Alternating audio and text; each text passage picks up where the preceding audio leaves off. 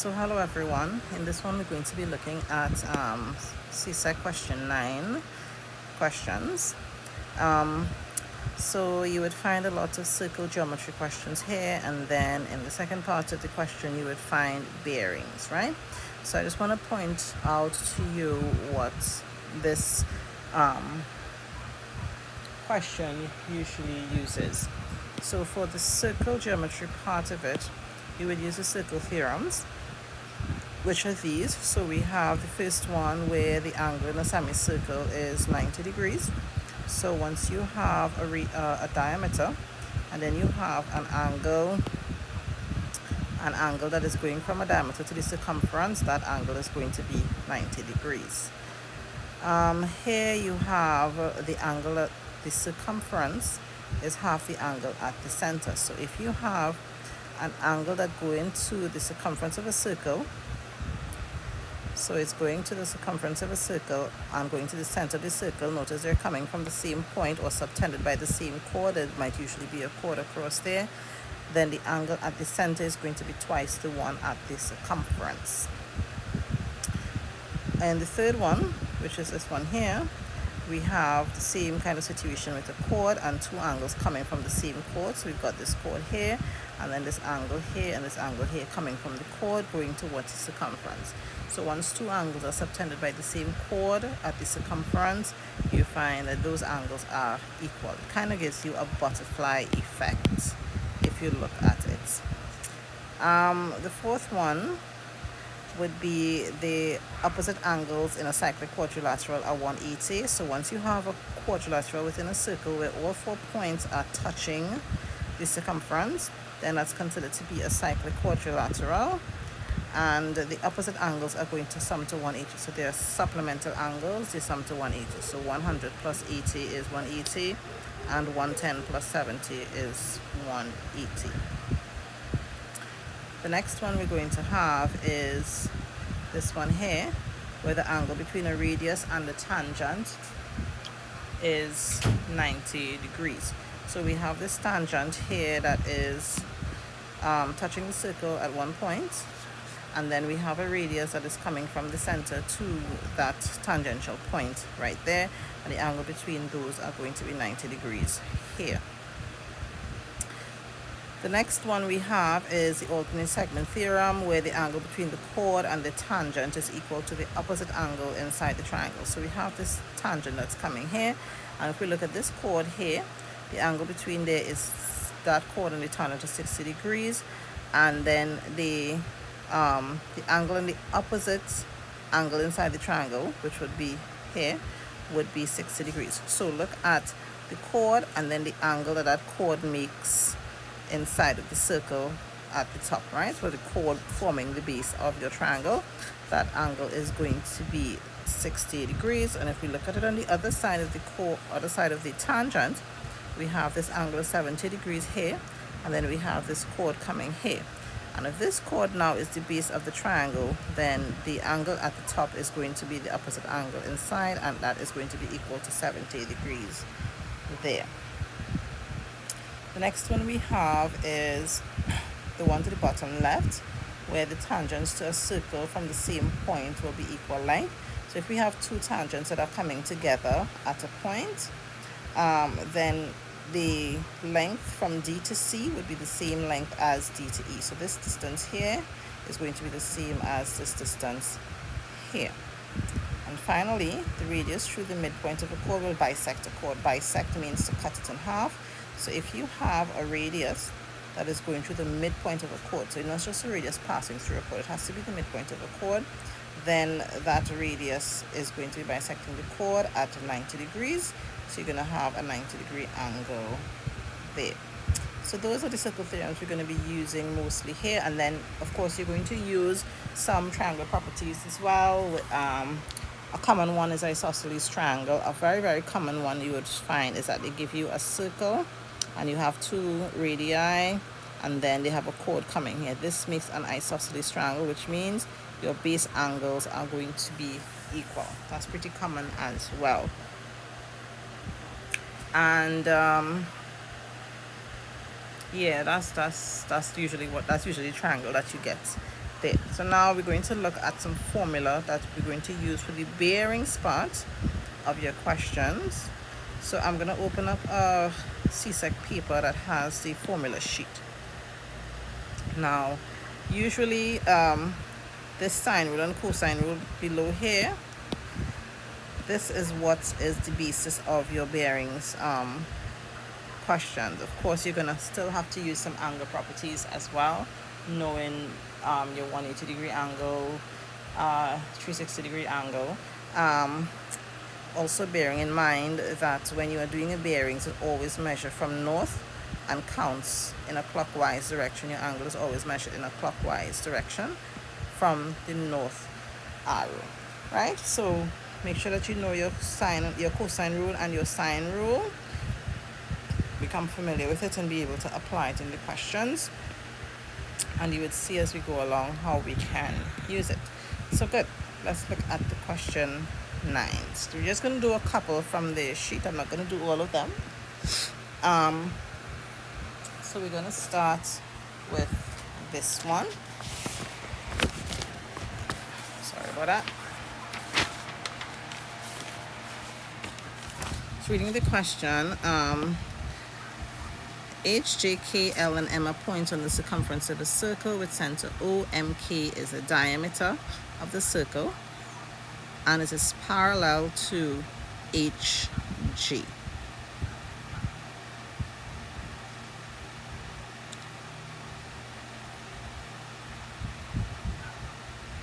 Okay, we're told that MJ equals to GL, so we can see that by these little lines here, and we can already know that we have an isosceles triangle. MGL is going to be an isosceles triangle, and we're told that angle GMK is equal to 38 degrees, and we can see that on the diagram.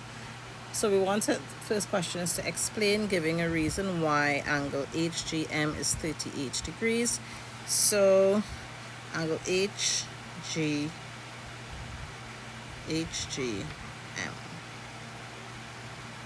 So because we have these two parallel lines, HG is parallel to MK, and then we have a transversal coming across here, it means that this angle and this angle are alternate angles. So that's going to be your reason. Your reason would be angle HGM and angle GMK are alternate angles. Right? So that's going to be our answer for that.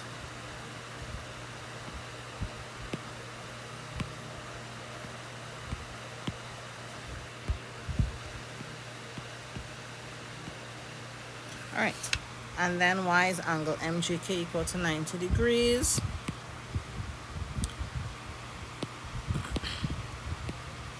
So angle MGK, so MGK, if we look, we have a diameter here, MK, and then we have this MGK is an angle in a semicircle, which gives us 90 degrees. So angle MGK is an angle in a semicircle, which is 90 degrees. All right, so that's that. Let's clear that up and let us continue. All right, so we're to determine the value of each of the following angles and show detailed working where appropriate. So we want angle MLG, MLG, so that's this angle here. And so we just found out that here was 38 and we have 90 up here. Right. We want to find out angle MLG. So angle MKG, which is here, we can figure that out. We can figure all that out. We're going to start there. So angle MKG will be equal to 180 minus the sum of 90 plus 38, right? Because we have this triangle here, triangle MGK, where we know 38, we know 90, so we can figure out the third angle. And this works out to be 52 degrees. Now, if we look at the chord MG, we have this chord MG, and then we have the angle at K and the angle at L, both coming from that chord. So therefore, we have angles being subtended by the same chord. So therefore, those two angles are going to be equal. So we've got angle MLG is equal to angle MKG, which is 52 degrees. And our reasoning we would give is that angles subtended by the same chord are equal. All right. Okay. Next, angle LKG. So let's see if we can find angle LKG.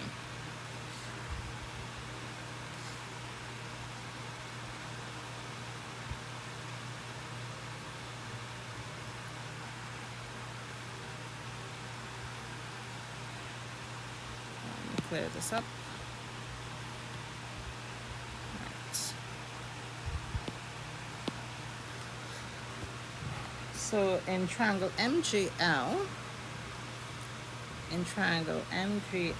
we have that LMG is equal to GLM because it's an isosceles triangle, right? So we've got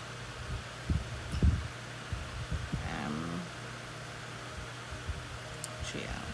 So this is an isosceles triangle, so therefore we have this angle and this angle being equal here, right? So therefore we can figure out, so we just found out that this angle MLG is 52. We just worked out that this is 52, which means this entire thing here is 52, which means we can figure out this bit here by taking away 38 from 52.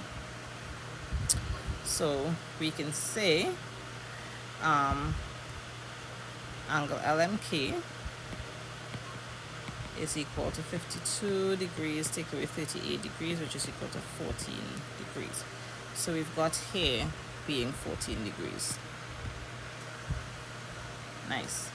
Now, if we look at the chord, if we look at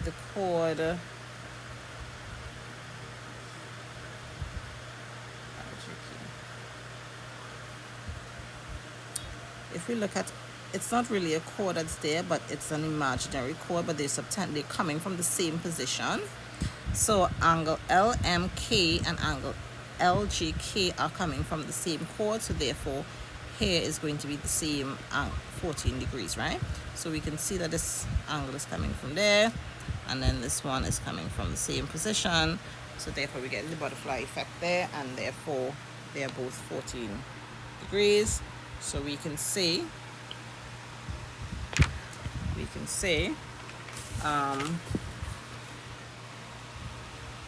angle LKG is equal to angle LMK, which is equal to 14 degrees, since they are subtended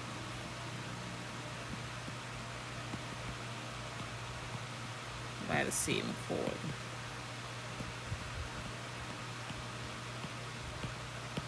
Right. And then angle GHM.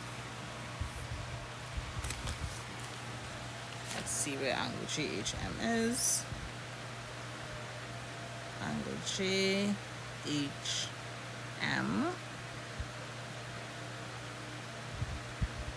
Okay, so there's a cyclic quadrilateral here.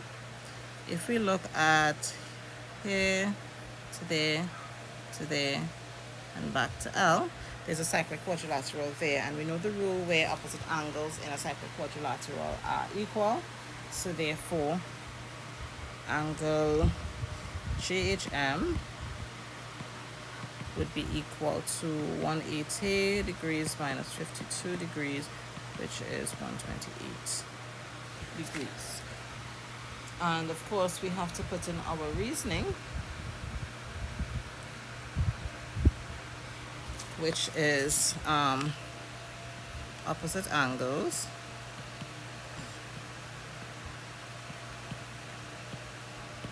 in a cyclic quadrilateral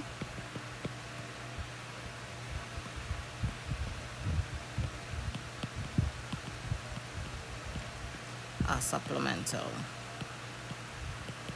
meaning they sum to 180 degrees, right? SUPPLEMENTEL. Right. That's your reasoning there for that. Moving on to the bearings question. From a port L,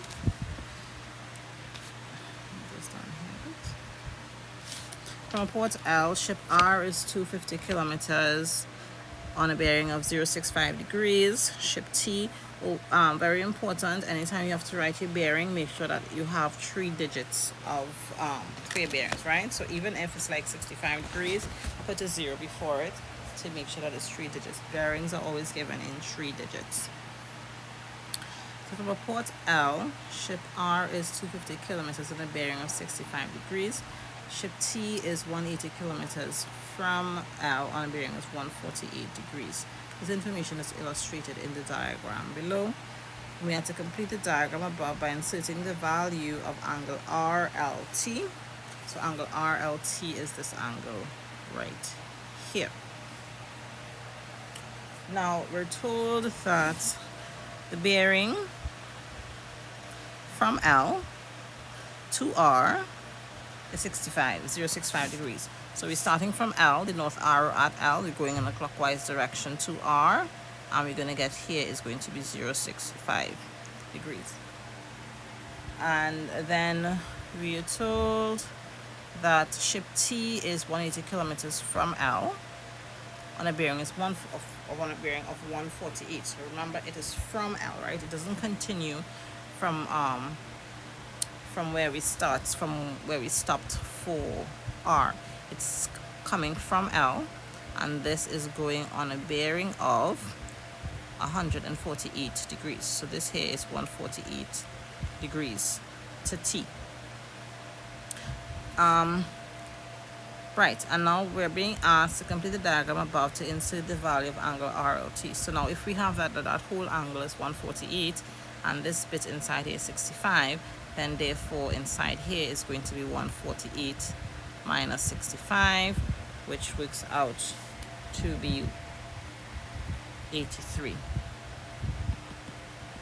Right, and your task was to write in that angle, so of course you make sure you come and write it in on the diagram. So 083 degrees. We're to calculate RT, the distance between the two ships. Now we've got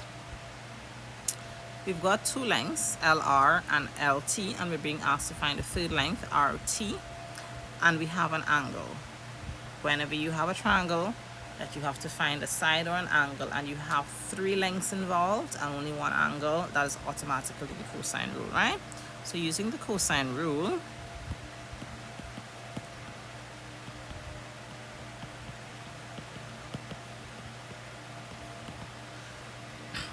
we have that RT squared will be equal to LR squared plus LT squared minus 2 by LR by LT cos of the angle at L, right? So I'm just going to put cos of angle L.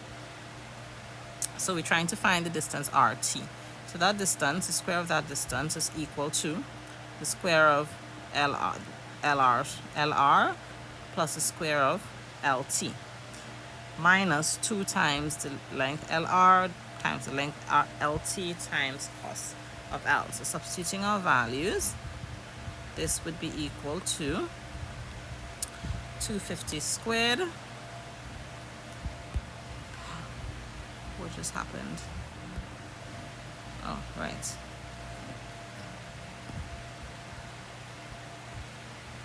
$250 squared plus 180 squared minus 2 by 250 by 180 cos of the angle we just found, which is 83. Yes. Punching this into your calculator works down to be 83931.75909. Now this is RT squared. You're asked to find RT, so therefore we need to come and find the square root of this. And this works out to be 289.71 kilometers, and we work that to 2 decimal places. So that's that, using the cosine rule. Now remember that the formula sheet is given at the front of your paper. So if you don't remember the rule, all of the elements of the rule, just look in your formula sheet, get the formula. If you need to relabel your triangle as you do it to match the formula, then by all means go ahead and do that, but you have to become familiar with how to use the formula that is given to you. Part 3 is asking us to determine the bearing of T from R. So now we're going to start at R. So always put in your north arrow. So I'm going to put in my north arrow, and we're going to find our bearing of T from R. So we want to go down to here and find this angle. Now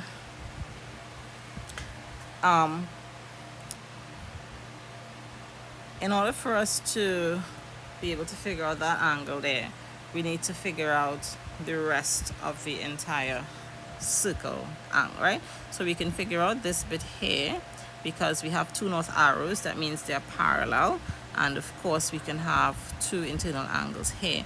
So this angle here and the 65-degree angle here will sum to 180, so we can figure out this angle. This one here is going to be 180 minus 65 degrees, and that is going to work out to be 115 degrees, right? So that's 115 degrees.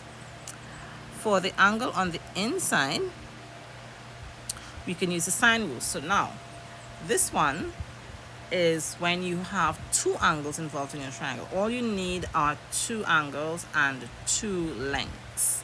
Now, even if you have 3 lengths, that's fine, but once you have 2 angles, you can use the sine rule, right? So the sine rule states that the ratio of a length and the opposite angle is equivalent to the ratio of another length and its opposite angle in your triangle. So therefore, we can use, if we want to figure out this angle here, we can use the opposite side, plus we have this angle 83, and we can use the opposite side to that angle as well. Right? So we're gonna find that the 180 over sine of angle R will be equal to 289.71 over sine of 83. Now remember, we just worked out this length and we found it to be 289.71 kilometers, right? So we're using that length with the 83 opposite, and then the length of the 180 with the angle that we're trying to find opposite to it. So we're gonna rearrange this to get sine R. So sine R would end up being 180 sine of 83 over 289.71, and this works out to be 0.6166798 1. But we want to get the angle at R, so we're going to get sine inverse of that figure.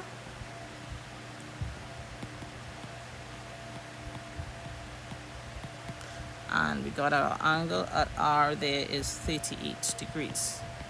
So we have that here now is 38 degrees. So we've got up above being 115 and here being 38. We can now find out the bearing of T from R. So our bearing of T from R will be equal to 360 minus the sum of, let me do that on the next line.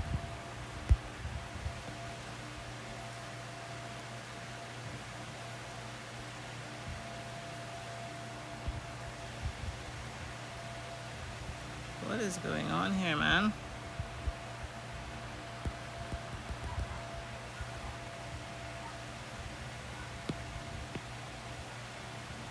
All right, on the next line, right? So that's going to be 360 minus the sum of 115 plus 38.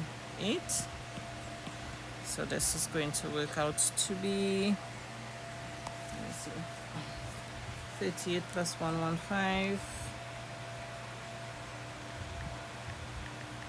is 153.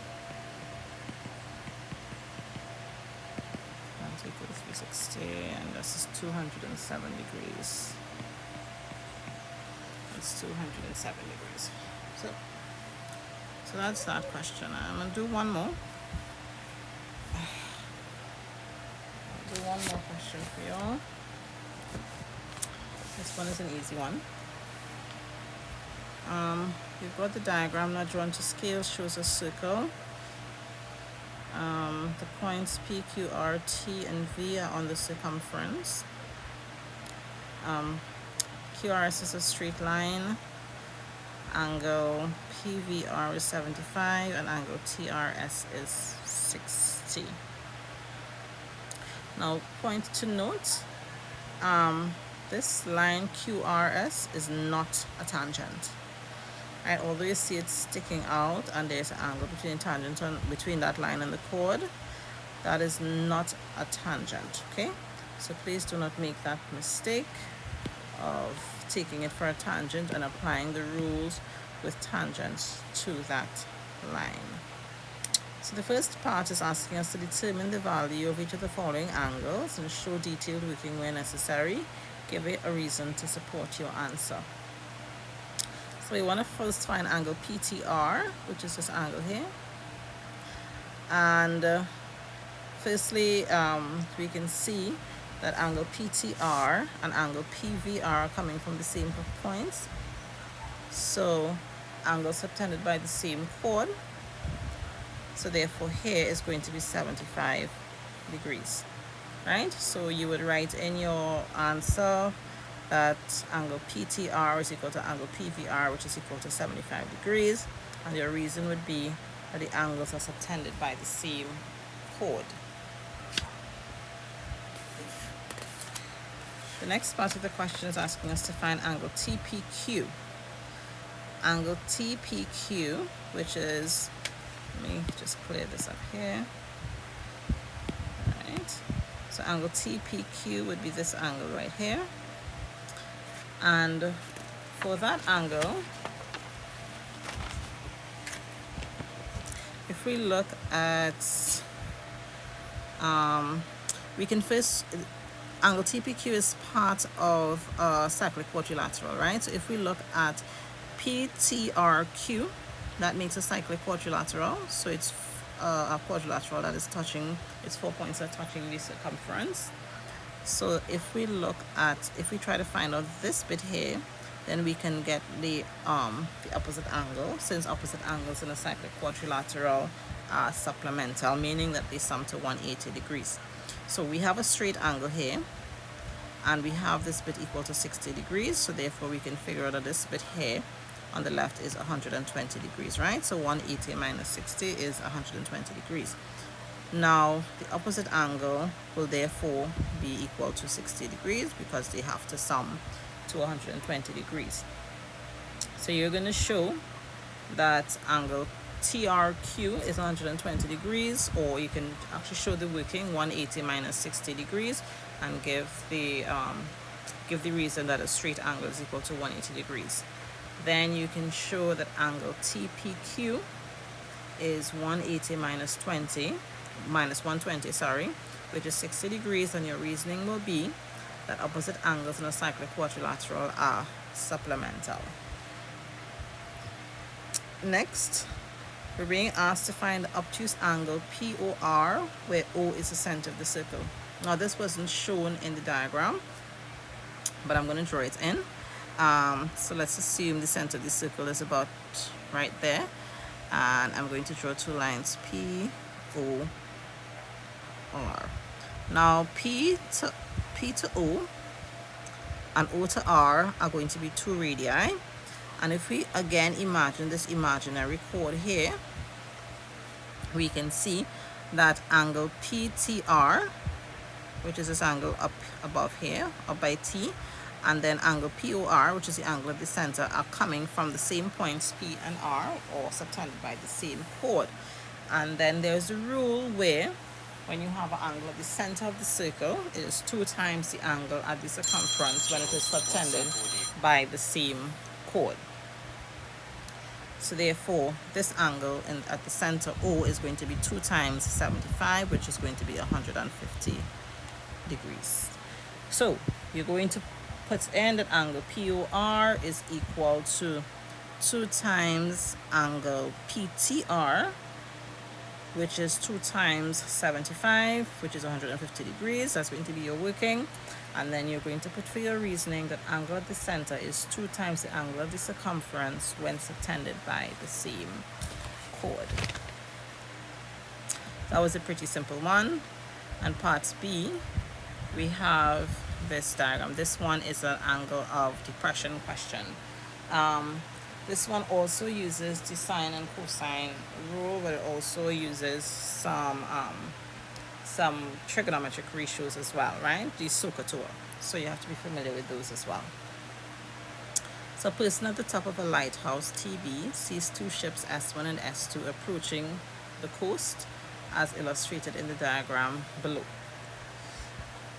The angles of depression are 12 degrees and 20 degrees respectively.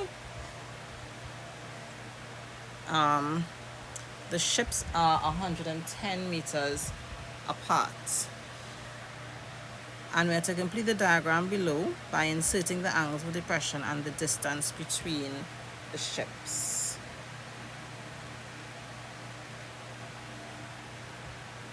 So we're told that the angle of depression, remember, angle of depression is where you're standing up and you're looking down, right?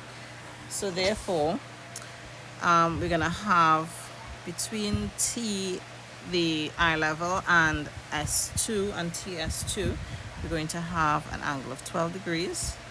And then we're going to have an angle of 20 degrees between the eye level and TS1, which therefore means that we have an angle of 8 degrees in this space here, because 20 take away 12 is 8. All right. Now we're being asked, we also have to show the distance. Yeah, and the distance from here, from S1 to S2, is 110 meters. Right? So we have to show that as well. Okay, some other important things to note is that this full angle here is going to be a 90-degree angle, which then means we can figure out what this angle here would be. Since it's 20 degrees out there, here is going to be 70 degrees. The 70 add 20 is 90. All right. And then we can also figure out that, because we have eye level and the ground level being parallel, we can figure out that here will be 20 as well, based on alternate angles. So if we have two parallel, and then we've got the transversal coming between parallel lines, then this angle and this angle will be equal. So for S1 it will be 20, and for S2 here is going to be 12 degrees. So just some things you can fill in there from the start. So the next bit we're being asked to find out is the distance TS2 between the top of the lighthouse and the ship 2. So we are being asked to find the length of this line here. And we've got a little triangle in between there. I'm going to re-sketch it. So if we look here, and then we have this bit coming up here, and then this bit coming down here. Here is 110. This is S2. 2. This is S1, and this is T. We know this angle here to be 8. We know this angle here to be 12. And we can then know that this angle here is going to be 160, because I mean it's a triangle after all, right? Here will be 160, because here is 20 and this is a straight angle. Here would be 160 degrees. So that was 160. Let me see if I can draw this a little better to be a little clearer. Right, so we've got down here, we've got this bit going up over here, and then we have this bit coming down here. This is S2, this is S1. We have 110 here, 12, 160, and 8, and this up here is T. Right, good. We could work with that. So we want to figure out the length of ST. We already have one length, so we can use here the sine rule or the cosine rule, because we have all of the angles, and we have at least one side and we have another side involved. So two sides involve two angles. I think the sine rule is an easier rule to use, so I'm going to use the sine rule for this one, right? So using the sine rule,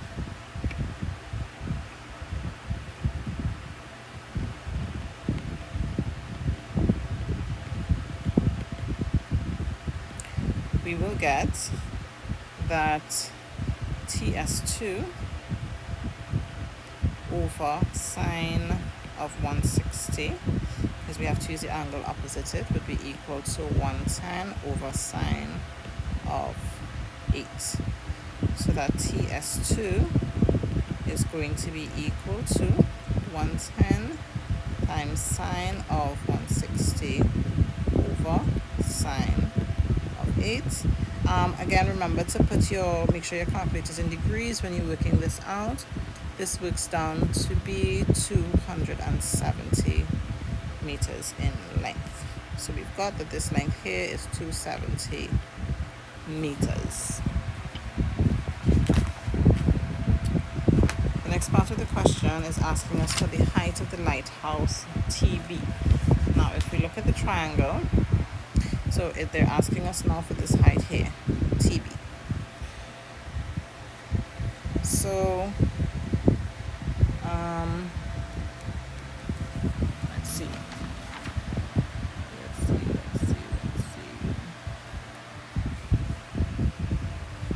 We have the length of TS2. So if we look at this whole triangle here, we're gonna just sketch out the whole triangle from TBS2. We're totally ignoring S1 for now. So this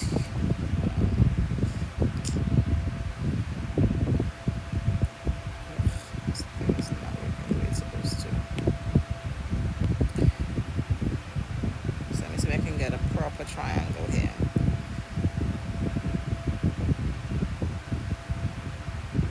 Alright, so we got T, B, and S2. We know that 70 plus 8 would be 78, so this one here will be 78. Okay, because we're dealing with this triangle here, we're dealing with this length TB, and this length TS2 and this length BS2. So therefore we have to take this entire angle there, which is 78 degrees. We know that this angle over here is 12, and we know this is a 90-degree angle, and we want to find out the length of the, oh, we also worked out that this length here was 270 meters.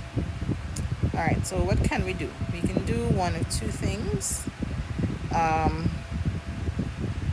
In fact, we're just going to use sine. Yeah, because we have the hypotenuse and then we're using the opposite. We're using this length here, TB. We can use adjacent over hypotenuse, so you can use cosine or we can use sine. If we're using cosine, we're going to have to use the angle at T, and if we're using sine, we're going to have to use the angle at S2. So I'm going to use sine.